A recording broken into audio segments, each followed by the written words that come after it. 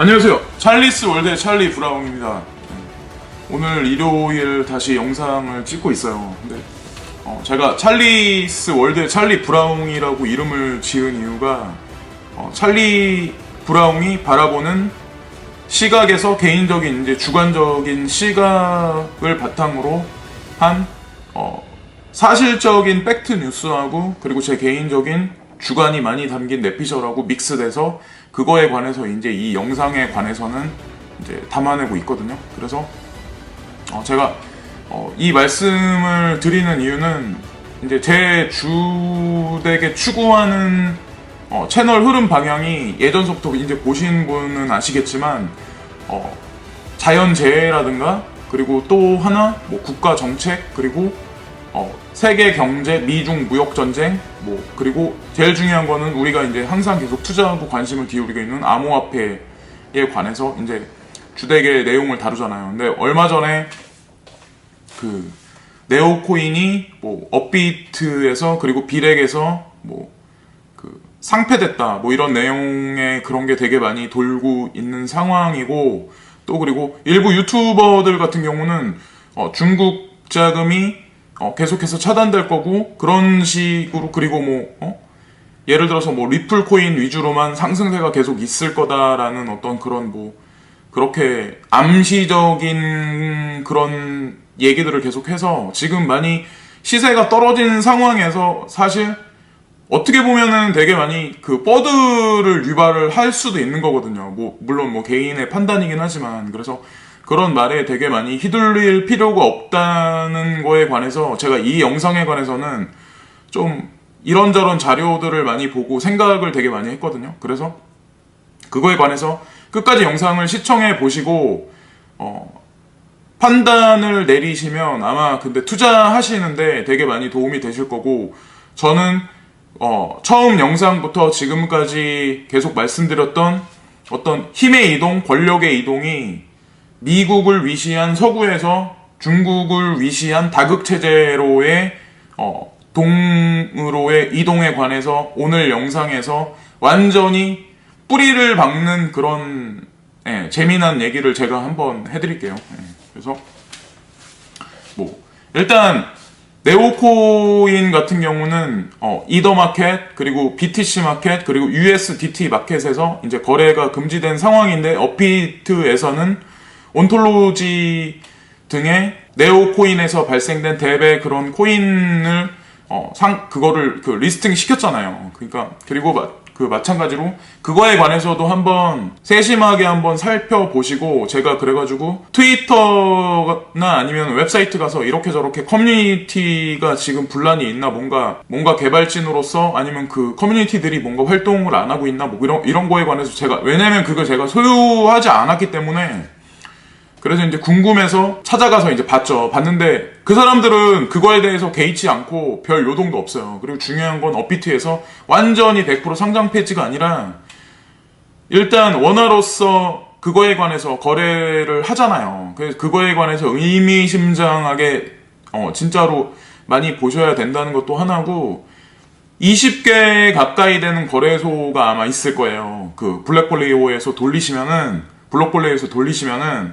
그 네오가 거래되는 코인 거래소들이 있거든요. 근데 그 거래소들이 물론 대형 거래소도 있고 세력 핵심 거래소도 있고 뭐 아주 소규모 거래소도 있긴 한데 그 거래소 네오가 상장된 거래소 중에 꾸인이라고 그 일본에 있는 거래소가 있어요. 근데 그게 손정희의 친동생이 사업을 하는 그 암호화폐 거래소예요. 근데 네오가 거기 사실은 상장이 돼 있거든요. 근데 중요한 건 뭐냐면 코인이라는 그 거래소에 코인이 몇 개 없어요.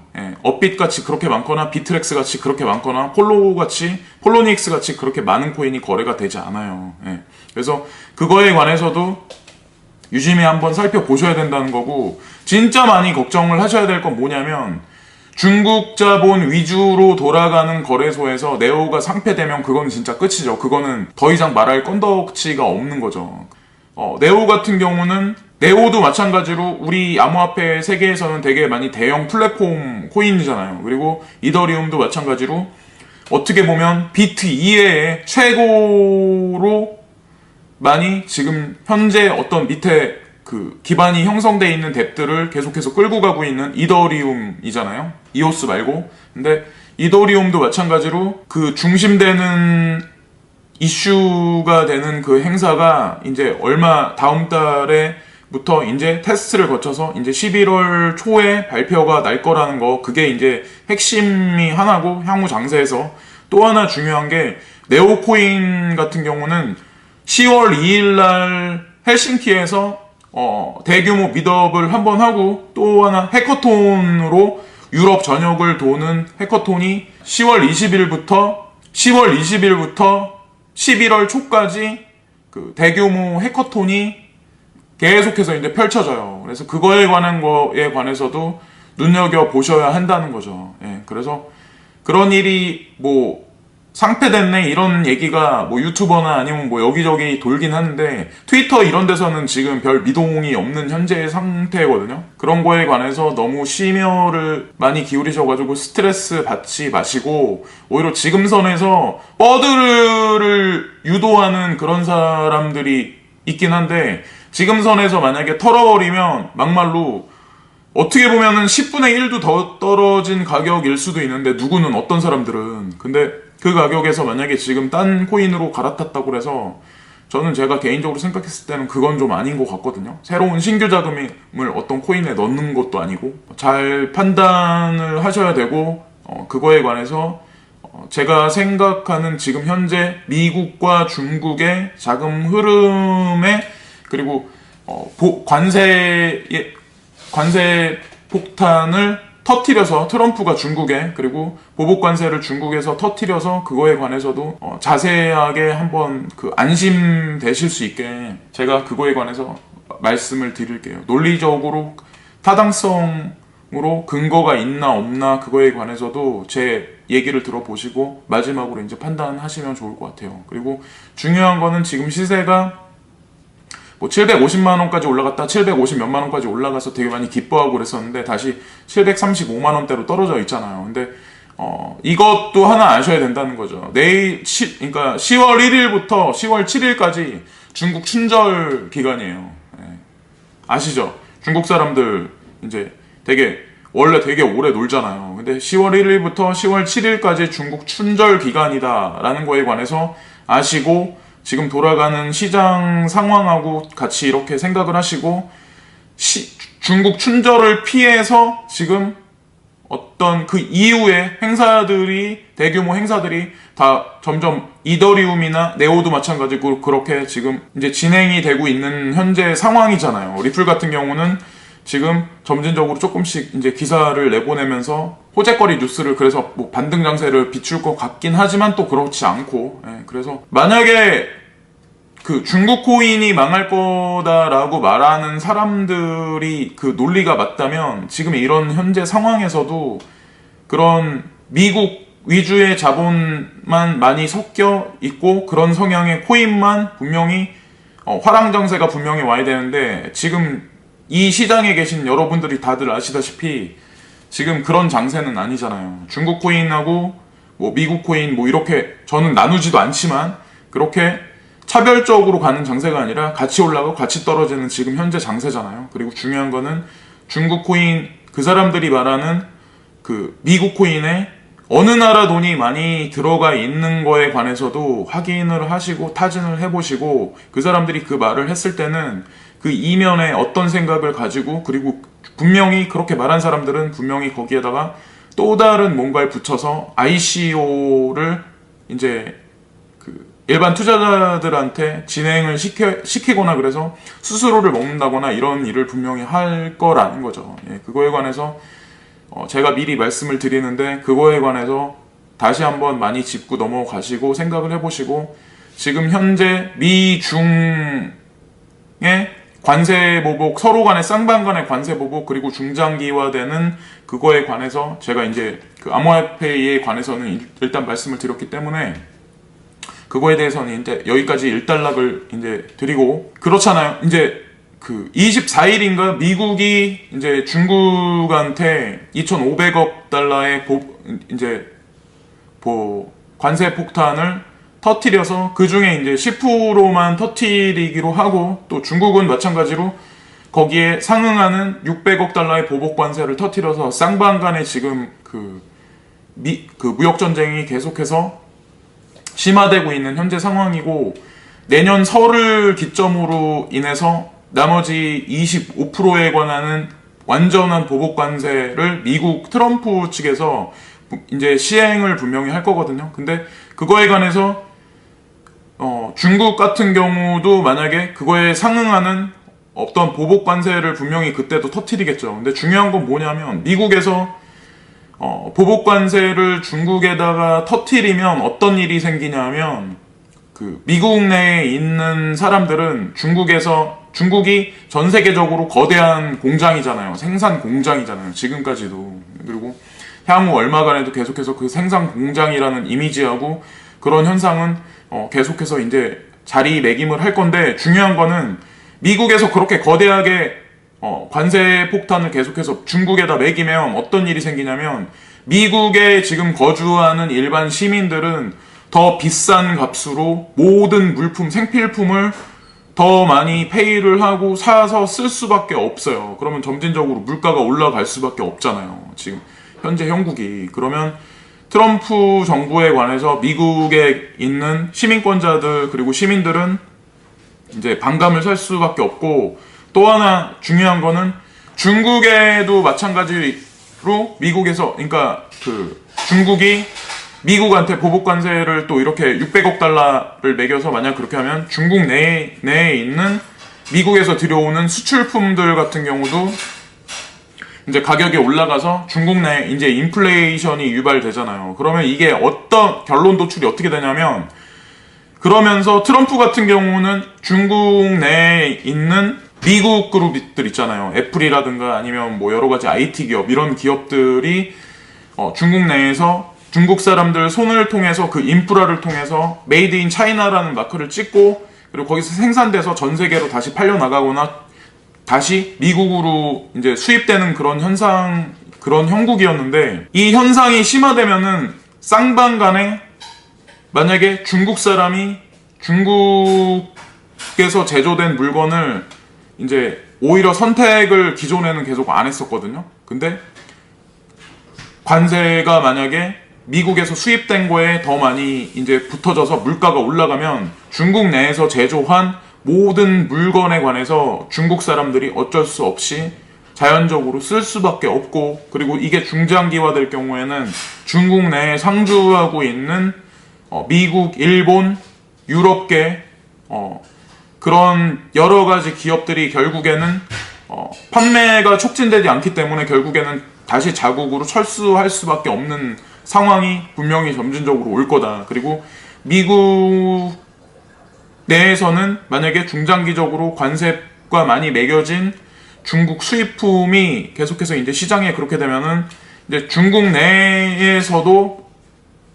이제 판로를 찾아야 될 거 아니에요. 이제 사람들이 좀 더 싼 값에 좋은 물건을 쓰려고 하는데, 그렇다고 중국 물건이 좋아서 쓰는 건 아니잖아요. 근데 그런 대안을 찾지를 못한다는 거죠. 예, 결국에는 만약에 그러면 미국 내에서 결국에는 미국 기업이 생산한 그런 고가의 물건을 미국 사람들이 쓸 수밖에 없는 상황으로 갈 수밖에 없거든요, 사실은. 그리고 트럼프 행정부가 중국에 있는 그런 기업, 중국에 이제 진출해 있는 미국 기업들한테도 다 본국으로 철수하라 이런 식으로 해서 경제계에서 상당히 싫어하고 그랬었는데, 시민들한테는 별로 안 좋게 분명히 갈 거고, 또 하나 다시 넘어가서 따르게 말씀드릴 거 하나는 뭐냐면, 중국이 미국한테 이제 본국에서 생산한 그런 수출품들을 미국에다가 미국이 이제 수입을 해서 그랬을 때 그 자금을 달러로 받았었는데, 그 자금인 달러로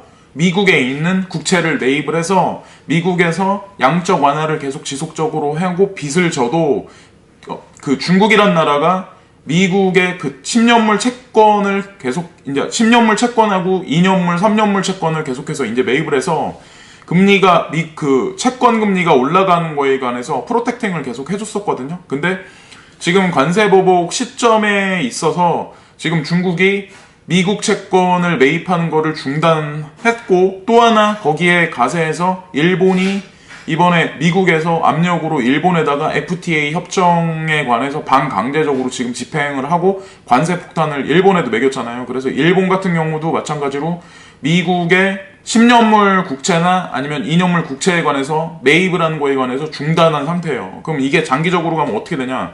미국은 현재 주식시장이 리치를 찍고 주택가격도 나쁘지 않은 현재 상황인데, 지금 제일 위험한 게 뭐냐면, 뭐 JTB인가? 그분도 이제 뭐 10년물 국채에 관해서 3% 그거에 관해서 말씀을 하시던데, 제가 이제 어떻게 보다가 봤는데, 저도 이제 제 영상에서 다뤘었잖아요, 그 말씀을. 근데 만약에 그거를 프로텍팅 해줄 수 있는 거대한 이제 중국이나 일본이 그거를 만약에 그 프로텍팅 안 해주면, 그걸 막아주지 않으면 결국에는 국채 금리가 상승을 해서 결국에는 미국 달러라는 그런 어떤 기축통화인 자산 자체가 결국에는 붕괴돼 버릴 수 있는 그런 시점까지 올 수 있다는 거죠. 예. 그래서 시장 붕괴라고 해서 뭐 갑자기 망한다 이렇게 보는 게 아니라, 경제 자체가 지금보다 현저하게 이제 불황 단계로 급격하게 들어갈 확률이 되게 높은 거죠. 미국 같은 경우는. 예. 그래서 그거에 관해서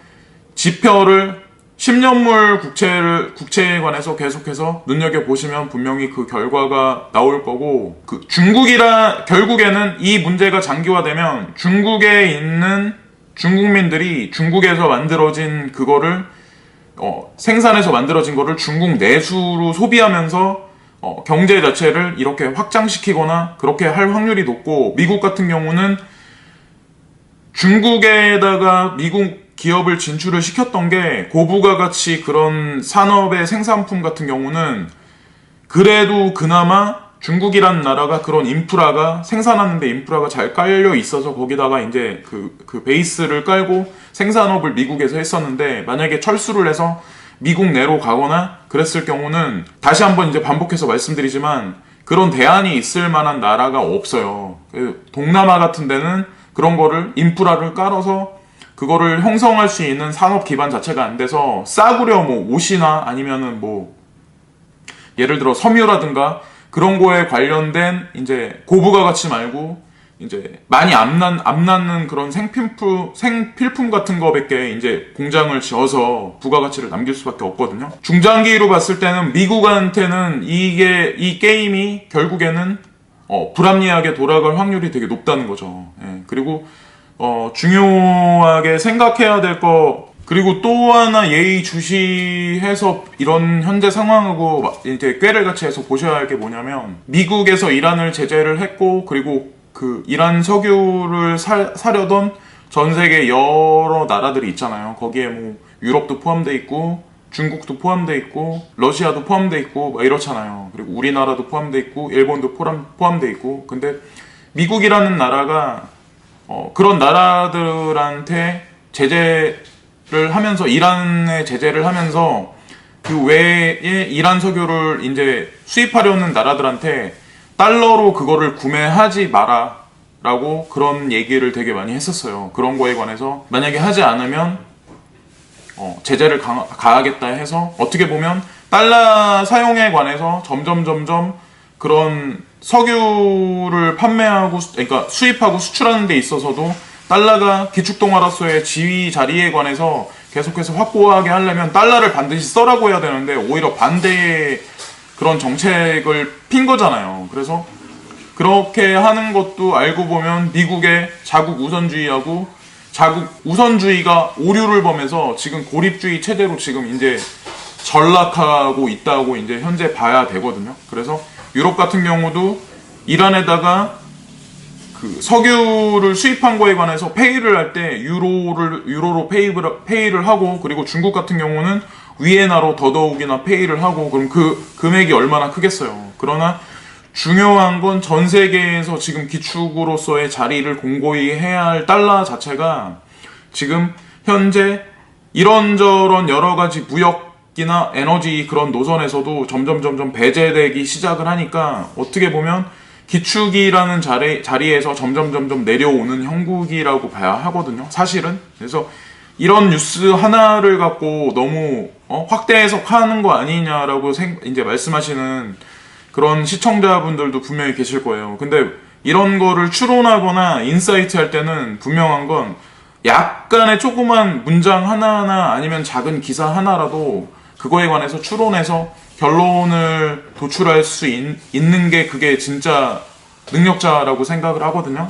그래서 향후 돌아가는 어떤 정세에 관해서 저한테 미리 너 말은 틀리다라고 말씀하시기보다 돌아가는 정세가 제가 말한 방향하고 거의 맞아지면 나중에 가서 그 사람이 그래도 견해가 좀 나쁘지 않네라고 판단해 주시면 될 것 같아요. 그래서 일단 지금 이런 상황이 계속해서 이제 벌어지면 미국 같은 경우는 주택시장이든 주식시장이든 결국에는 3% 이상으로 국채금리가 계속 지지되다가 그 이하가 반드시 돼야 되는데 그 이상 넘어서 계속해서 오버해버리면 어떤 상황이 오냐면 달러라는 기축통화 자체에 관해서 힘을 발휘할 수 없는 그런 그 돈의 값어치가 될 수밖에 없거든요. 그거의 반증이 뭐냐면 미국에서 전 세계에 내놓으라는 듯이, 그러니까 드러내듯이 공표한 게 얼마 전에 이제 금리 인상을 하면서 전 세계 신흥국이나 아니면 개발도상국들 그리고 중국이나 우리나라, 일본도 되게 많이 벌벌 떨었잖아요. 그래서 위기가 올 거다 이렇게 막 그랬었는데 아니나 다를까 그렇게 큰 위기는 이번에 금리 인상을 했음에도 불구하고 별 없이 지나갔잖아요. 이거 하나로 미국의 달러나 아니면은 그 패권 자체가 지금 예전과는 다르게 흘러간다고 봐야 한다는 거죠. 네, 물론 미국에서는 금리 인상을 또다시 연말에 할 수도 있어요. 그러면서 만약에 그게 미국에서 봤을 때 금리 인상을 해도 별 효과가 점점 더 없으면 아마 더 자주 하겠죠. 더 자주 더 많이 하겠죠. 그럼 결국에 금리 인상을 지속적으로 더 강하게 많이 자주 하면 2019년도 2020년쯤 가면 그게 다른 나라에도 물론 여파가 있지만 점점 대미 자립 노선을 유럽도 구축하고 있고 중국도 구축하고 있고 우리나라도 물론 구축하고 있고 일본도 구축하고 있기 때문에 이제 따로 동떨어진 형태의 그런 노선이 펼쳐진다는 거죠. 미주 노선 그리고 이쪽은 중국을 위시로 하고 그리고 유럽하고 러시아가 껴있고 일본 우리나라가 껴있는 동아시아 그런 어떤 그 형태의 그런 노선이 분명히 이렇게 양분되게 갈라지고 있다는 거죠. 그거에 관해서 미국이 지금 그 그림을 만들어내고 있는 현재 상황이고 그래서 미국에서 만약에 금리를 지속적으로 계속하면 미국 내에 있는 자국민한테도 분명히 그 압력은 지속적으로 가해질 거라는 거에 관해서도 인식을 하셔야 된다는 거죠. 그리고 분명히 아마 그렇게 될 확률이 되게 높아지는 현재 시점이에요. 왜냐면 금리 인상했는데 국가시를 줬는데 별 효과가 없다. 쫄지도 않는다. 그러면 어떻게 하겠어요? 그 다음에는 더 크게 한단 말이에요.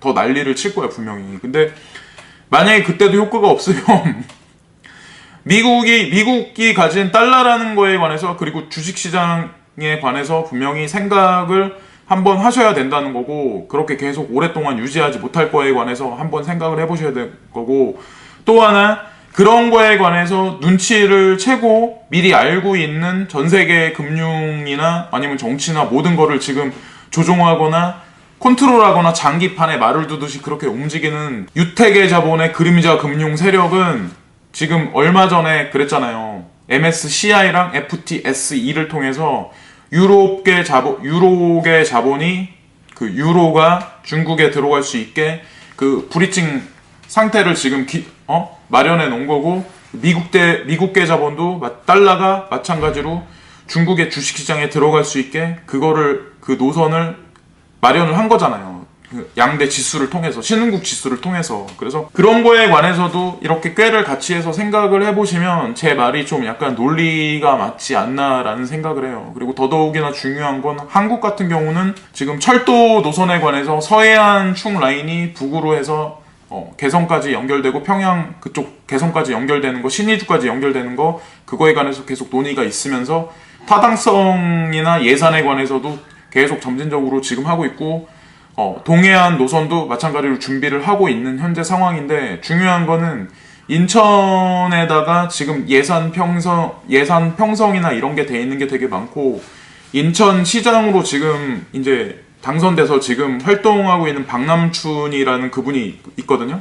근데 그분이 원래 그 물류에 관해서 원래 전공자이고 그쪽에서 지금 연세까지 되게 많이 오랫동안 플랜을 짜고 정책 활동을 되게 오랫동안 하신 분이에요. 사실은. 근데 그 사람이 거기에다가 포진됐다는 의미가 얘기하는 게 되게 많이 이제 있거든요. 근데 그래서 지금 인천에서 영종도 신공항하고 그리고 강화도하고 지금 해주랑 북의 해주랑 그리고 개성까지 그게 일련의 모든 플랜들이 이미 인천 그러니까 일면으로 그런 기사는 분명히 나오지 않잖아요. 나중에 나올 거야 아마. 근데 인천일보를 아마 찾아보시면 그런 거에 관한 내용이 분명히 나올 거라는 거죠. 그래서 그거에 관한 디테일한 기사가 지금 나오고 있는 현재 상황인데 일면에 그걸 내진 않죠. 왜냐면 그거에 관해서 반감을 사는 사람이 분명히 여론이 아직까지는 한국에 되게 많기 때문에. 근데 어쨌건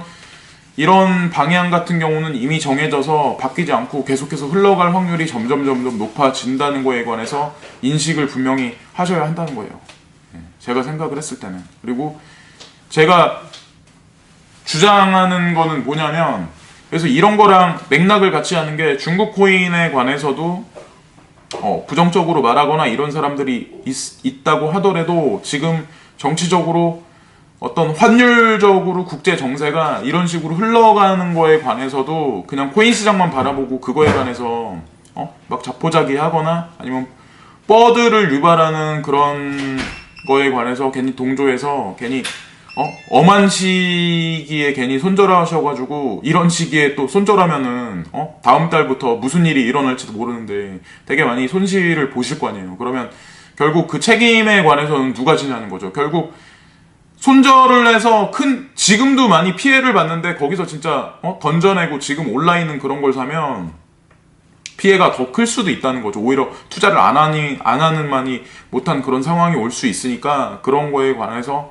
잘 생각을 해보시고, 제가 밑에다가 링크를 인천일보에서 그런 기사가 나온 거 그리고 그 정책에 관해서 지금 플랜이 어느 정도 짜진 거에 관해서 링크를 제가 밑에다 둘 테니까 그런 거에 관해서 두시고, 다시 한번 반복적으로 MSCI FTSE에 관해서도 제가 링크를 분명히 밑에다 걸어 놓을게요. 그리고 제가 동영상에서 말씀드렸다시피 관세 폭탄이 결국에는 중장기화 되고 그러면 중국에서는 자국에서 생산된 게 자국에서 소비되면서 결국에는 경제 성장률이 중국 같은 경우는 중장기적으로 지금이야 그렇지만 중장기적으로 겉에서 나와 있는 여론이나 매스컴을 보면 그렇지만 중장기적으로 중국 시장이 앞으로 더 커질 확률이 점점 높아진 거죠. 왜? 대미 자립에 관해서 점점 그 끈을 놓을 수 있는 기틀을 마련하는 게 미국에서 관세 폭탄을 함으로써 중국민들이 중국 자국의 제품을 점진적으로 계속 소비를 촉진하고 그렇게 될 확률이 높고, 더 중요한 건 1대1로를 통해서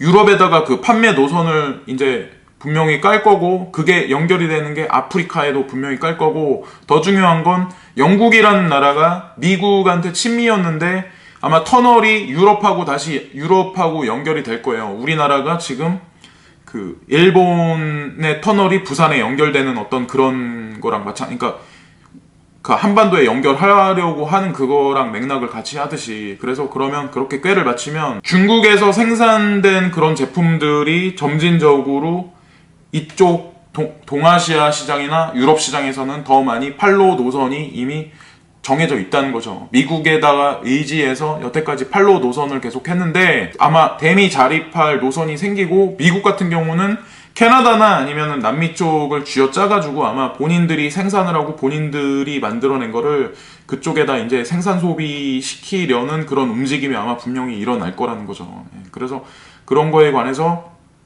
근데 중요한 거는 중국만큼 그렇게 싸게 공급을 못한다는, 그럼 전체적으로 아마 분명히 인플레이션이 많이 일어날 확률이 높죠.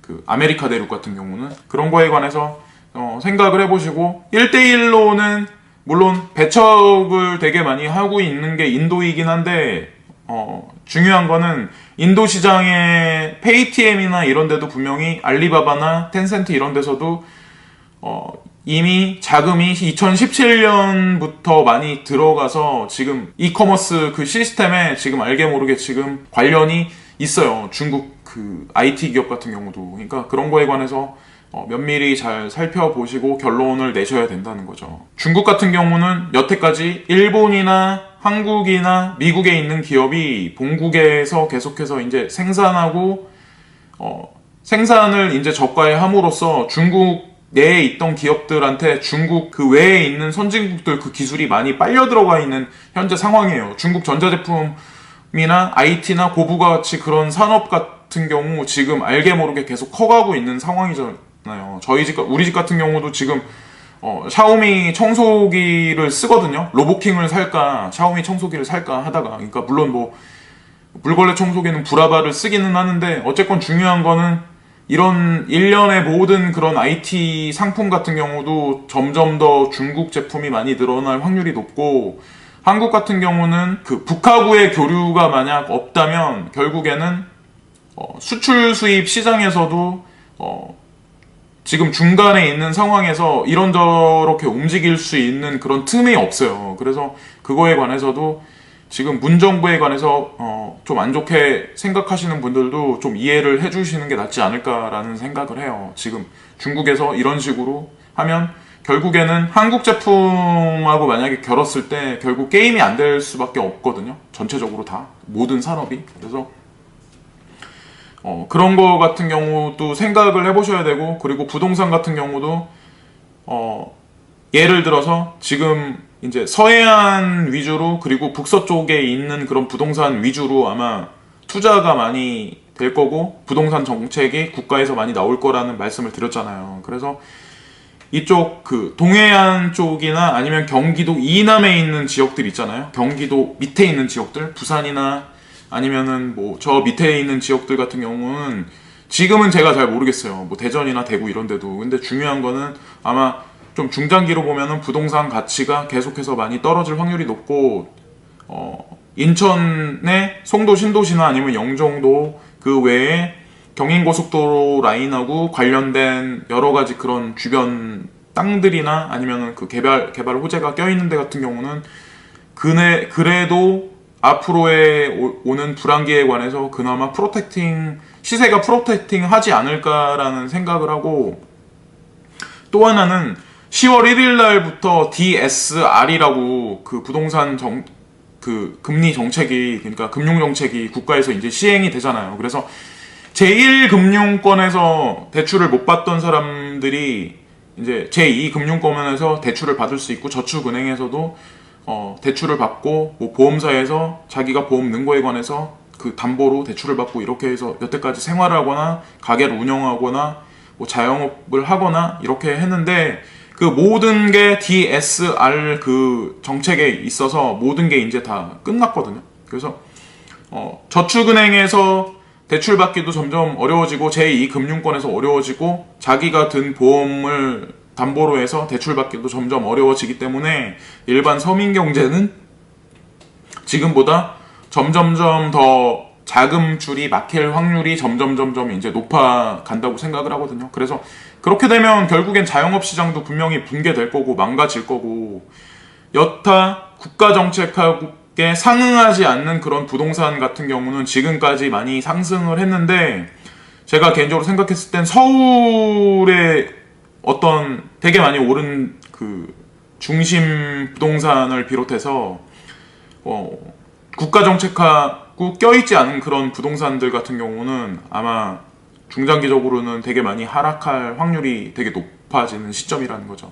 예, 그래서 그거에 관해서도 유의해야 할 시점이 이제 지금 앞으로 다가오는 시점이라는 거죠. 중국이 뭐 이번에 보복관세나 이런 거를 통해서 2,500억 달러의 보복관세를 통해서 중국이 망할 거다라고 그렇게 말하시는 그런 분들은, 만약에 차후 이 미중 무역 분쟁이, 영역 다툼이 중장기화되면 중장기화될수록 미국에서는 점점점 불리할 수밖에 없는 게임으로 점점 가거든요. 그래서 10년물 국채 금리에 관해서도 예의주시하시라고 제가 그걸 말씀을 드리는 거죠. 예, 그래서 괜히 버드를 난무하는 그런 그런 선동하는 사람들한테 괜히 말 같지도 않게 그렇게 그러실 필요가 없고, 시장 자체가 지금 현재 중국, 제가 이제 개인적으로 다시 한번 말씀드리지만, 초반에 다시 한번 말씀드리지만 1월 1일부터 7일까지 중국 춘절이에요. 뭐 그 구간 동안 오를 수도 있지만 중요한 건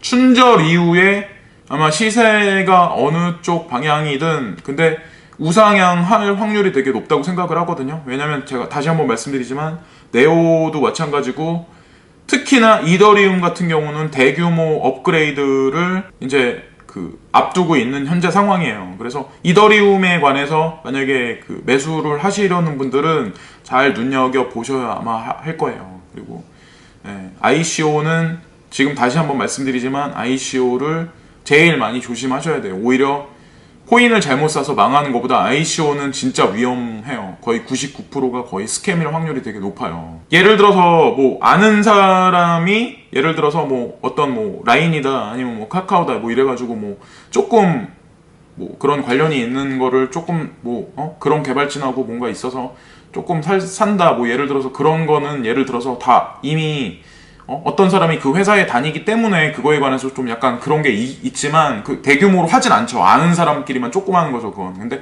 대규모로 그런 거를 진행할 때는 분명히 스캠일 확률이 높고 그런기 때문에 좀 많이 확인을 분명히 해 보셔야 된다는 거죠. 그래서 오늘 영상은 여기까지 마칠게요. 그리고 논리적으로 제 말이 틀리다라고 반박하실 분들도 있는데 그거는 분명히 시장에서 어떤 판가름이 나는 걸지는 분명히 시세가 분명히 말을 해줄 거고, 제가 솔직히 말씀드리면 제 코인 중에 중국색이 짙은 코인은 퍼센테이지가 되게 적어요. 근데 그렇지만 제가 이런 말씀을 드리고 하는 거는 괜히 선동당해가지고 말도 안 되는 시세에 지금 손절하시거나 엉뚱한 행동 하실 분들이 있고 그러니까 스트레스 많이 받으시는 분들이 분명히 나올 것 같기 때문에 이런 말씀을 강조해서 다시 한번 드리는 거예요. 그래서 모두 다 성투하셨으면 좋겠고요. 막판까지 지치지 마세요. 제가 봤을 때도 그렇게 많이 얼마 안 남았다고 생각이 들거든요. 지금 블록폴리오 제가 가진 코인들 이렇게 보면은 지금 그 비트 개수가 지금 알게 모르게 지금 계속 늘어나고 있거든요. 그러니까 예전보다 슬금슬금 다시. 그래서 그런 거 보면 분명히 뭔가 장세의 패턴 변화가 분명히 오고 있다는 거죠. 올 거라는 게 아니라. 그래서 중심이 되는 거는 7일 이후에 10월 7일 이후에 중국 춘절 이후에 그때 한번 다시 잘 확인을 해보시면 좋을 것 같아요. 지금까지 찰리스 월드의 찰리 브라움이었고요. 막판까지 끝까지 포기하지 마시고 다 같이 극대화된 수익으로 윤택한 삶을 사시기를 바랍니다. 감사합니다.